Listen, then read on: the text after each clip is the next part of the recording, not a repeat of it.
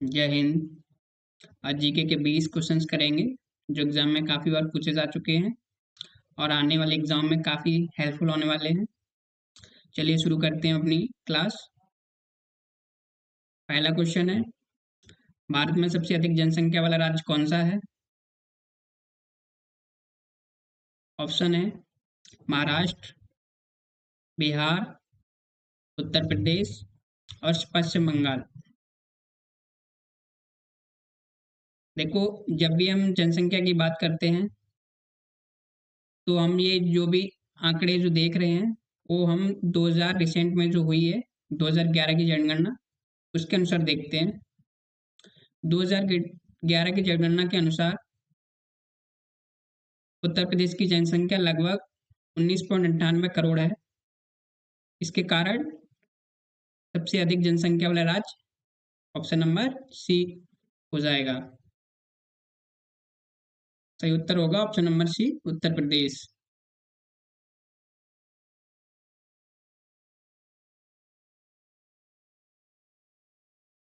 अगला क्वेश्चन है, सिंधु घाटी सभ्यता का सबसे बड़ा नगर कौन सा है? ऑप्शन है लोथल, मोहनजोदाड़ो, हड़प्पा और धौलावीरा।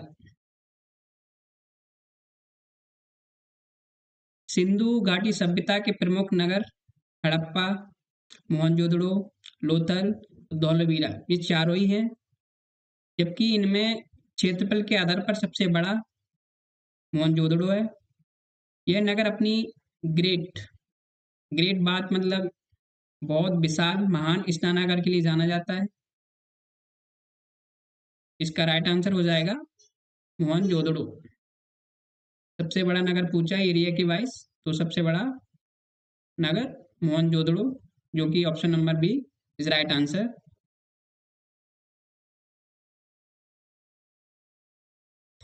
अगला क्वेश्चन है, भारत की मानक समय रेखा किस देशांतर से गुजरती है?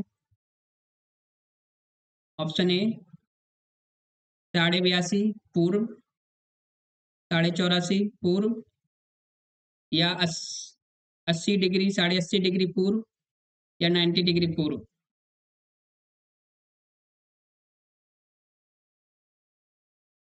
इसका सही उत्तर हो जाएगा ऑप्शन नंबर ए 82.5 डिग्री पूर्व। भारत में जैसे कि भारत में पूरे देश के लिए एक ही समय अपनाया गया जाता है जिसे भारतीय मानक समय इंडियन स्टैंडर्ड टाइम कहते हैं। यह 82.5 पूर्व, जबकि काफ़ी देश हैं जैसे कि फ्रांस, रसिया, इनमें कई सारे टाइम जोन हैं। इनमें कई सारे टाइम जोन हैं, लेकिन जो हमारा जो 82.5 पूर्व से जो देशांतर निकलती है, जो कि मिर्जापुर उत्तर प्रदेश के पास से गुजरता है, इसको ही हम बिंदु मानकर 82.5 डिग्री पूर्व को ही हम अपना टाइम, जो टाइम इंडियन स्टैंडर्ड टाइम होता है उसको निर्धारित करते हैं। अगला क्वेश्चन है, अशोक ने किस युद्ध के बाद बौद्ध धर्म अपनाया था? ऑप्शन है तक्षशिला, कलिंग, मगध या वैशाली।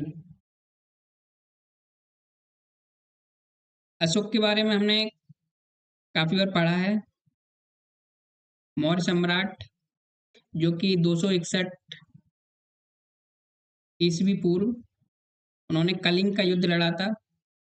इसमें मतलब इस युद्ध में बता जानते पढ़ते हैं हम कि बहुत भयानक, ऐसा मतलब हर जगह लाश, ऐसा कुछ नरसंहार टाइप का हुआ, जिसे देखकर अशोक का हृदय परिवर्तन हो गया और उन्होंने बौद्ध धर्म को अपना लिया था।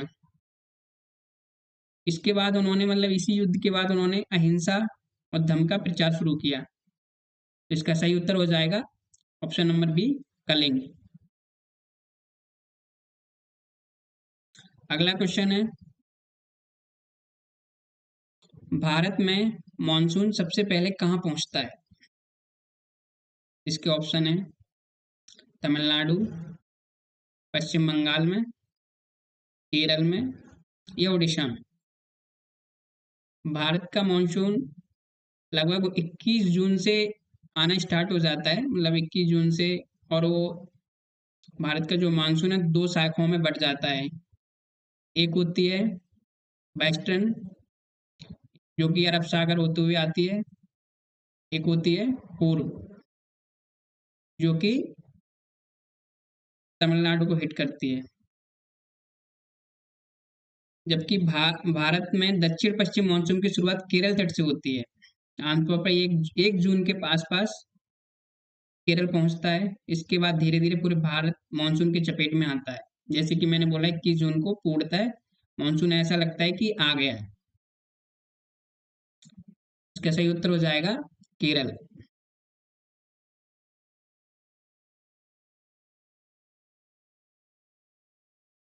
अगला क्वेश्चन है, अष्टाध्यायी जो एक किताब है उसके रचयिता कौन है? ऑप्शन है Patanjali, option b Panini, option number c Chanakya, या कौटिल्य। इसके रचयिता महान व्याकरणाचार्य पाणिनि जी हैं। तो इसका सही उत्तर हो जाएगा ऑप्शन नंबर बी पाणिनि। अगला क्वेश्चन है, भारत का सबसे लंबा नदी तंत्र कौन सा है? ऑप्शन है इसके गंगा, ब्रह्मपुत्र, गोदावरी और नर्मदा।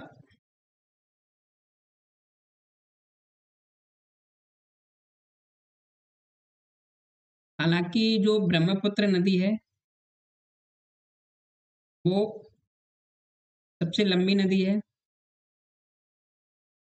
जबकि हम बात कर रहे हैं नदी तंत्र।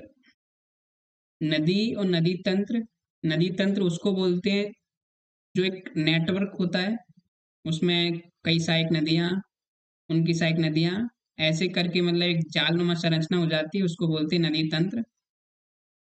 जबकि भारत में सबसे बड़ा नदी तंत्र गंगा का है। तो इसका सही उत्तर हो जाएगा option number A Ganga.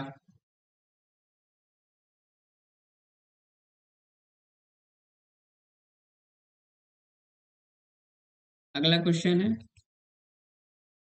Vijayanagar साम्राज्य की स्थापना किसने की थी? ऑप्शन है कृष्णदेवराय, हरिहर और बुक्का, देवराय द्वितीय, या रामराय ने।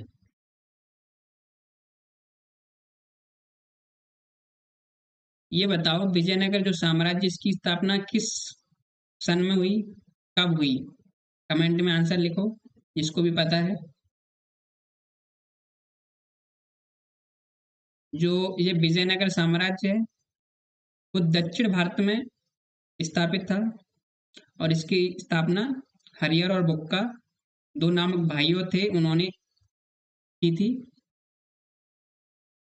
यह जो साम्राज्य है वो दक्षिण का सबसे हिंदू शक्तिशाली साम्राज्य था। इसका सही उत्तर हो जाएगा ऑप्शन नंबर बी हरिहर और बुक्का। अगला क्वेश्चन है, काली मिट्टी किस फसल के लिए उपयुक्त होती है? ऑप्शन है इसके गेहूं के लिए, धान के लिए, कपास के लिए, या चाय के लिए। ब्लैक सॉइल, इसे रेगुर मिट्टी, दोम दोमट मिट्टी, चिकनी मिट्टी के अन्य नामों से भी जाना जाता है। ये किसके लिए उपयुक्त है ज्यादातर?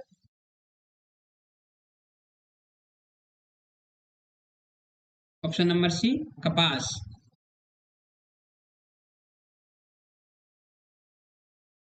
कपास के लिए, जिसमें नमी धारण क्षमता सबसे अधिक होती है। अगला क्वेश्चन है, इब्न बतूता भारत किस शासनकाल के समय आया था?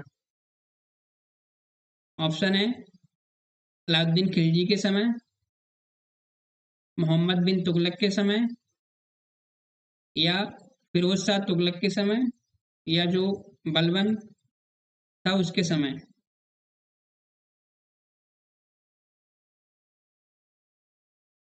इब्न बतूता की जब हम बात करते हैं, ये एक यात्री था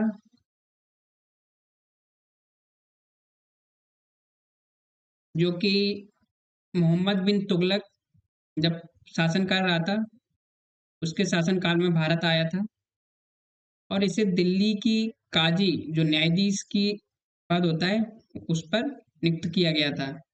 किसके द्वारा? जब मोहम्मद बिन तुगलक के शासनकाल में आया होगा, तो उसी के द्वारा इसकी नियुक्ति दिल्ली के जो न्यायाधीश, जो काजी बोलते हैं, उस पद पर नियुक्त किया गया था। तो इसका राइट आंसर हो जाएगा ऑप्शन नंबर बी, मोहम्मद बिन तुगलक। अगला क्वेश्चन है, भारत का सबसे बड़ा डेल्टा कौन सा है? ऑप्शन है इसके, महानदी, गंगा ब्रह्मपुत्र, या कृष्णा नदी, या गोदावरी नदी।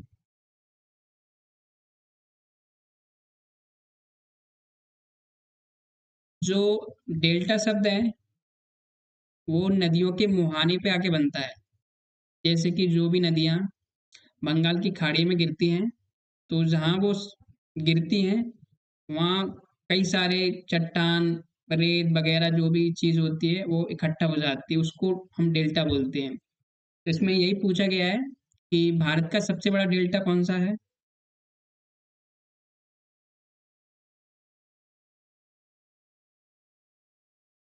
इसका राइट आंसर होगा ऑप्शन नंबर बी, गंगा और ब्रह्मपुत्र के जो मुहाने पर जो डेल्टा बनता है, उसका नाम है सुंदरबन डेल्टा। ये न केवल भारत का बल्कि दुनिया का सबसे बड़ा डेल्टा है, जो कि गंगा और ब्रह्मपुत्र नदियों से मिलकर बनता है। और जो नदी अरब सागर में गिरती हैं, वो डेल्टा नहीं, एस्चुरी बनाती हैं। जो कि नदियां जो जैसे नर्मदा, ताप्ती, ऐसी जो नदियां अरब सागर में गिरती हैं, वो एस्चुरी बनाती हैं। अगला क्वेश्चन होगा,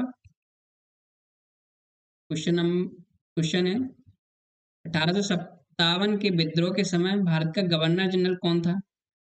ऑप्शन है इसके, Dalhousie, Lord Canning, Lord Ripon, या लॉर्ड कर्जन।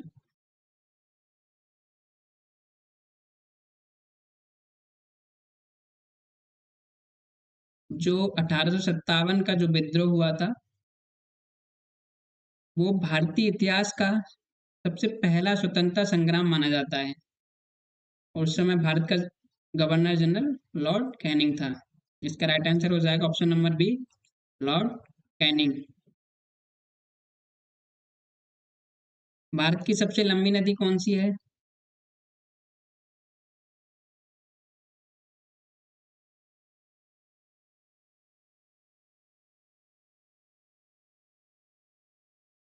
भारत की सबसे लंबी नदी पूछेगा तो ऑप्शन नंबर बी, गंगा।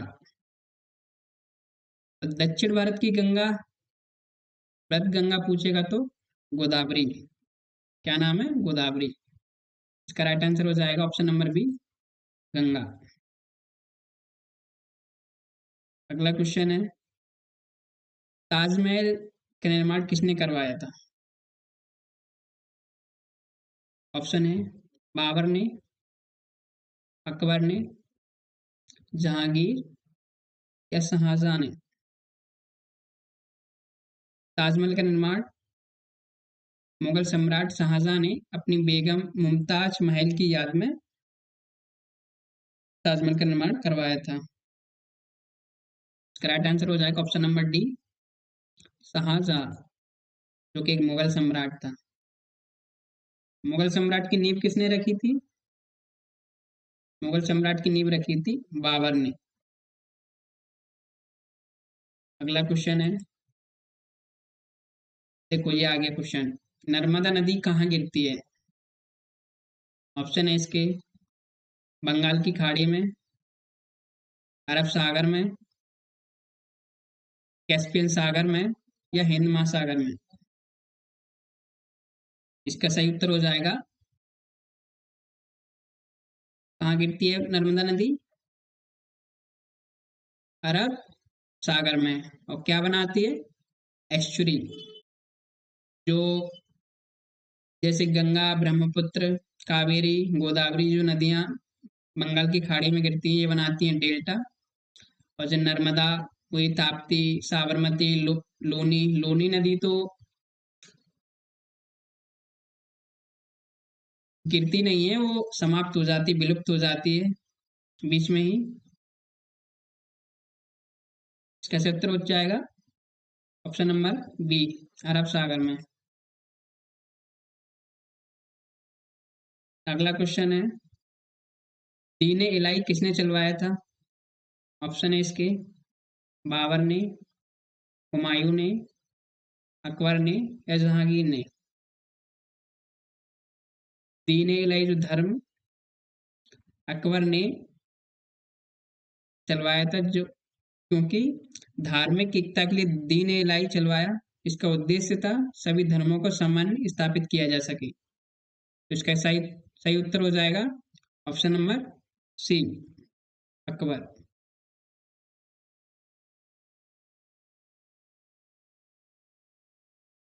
आज हमने जो भी क्वेश्चंस किए हैं, इनकी एक बार प्रैक्टिस कीजिए और वीडियो को दोबारा देखिए। अगर समझ में ना आया हो तो कमेंट कर दिया करो। आज के लिए इतना ही, मिलते हैं नेक्स्ट क्लास में। धन्यवाद।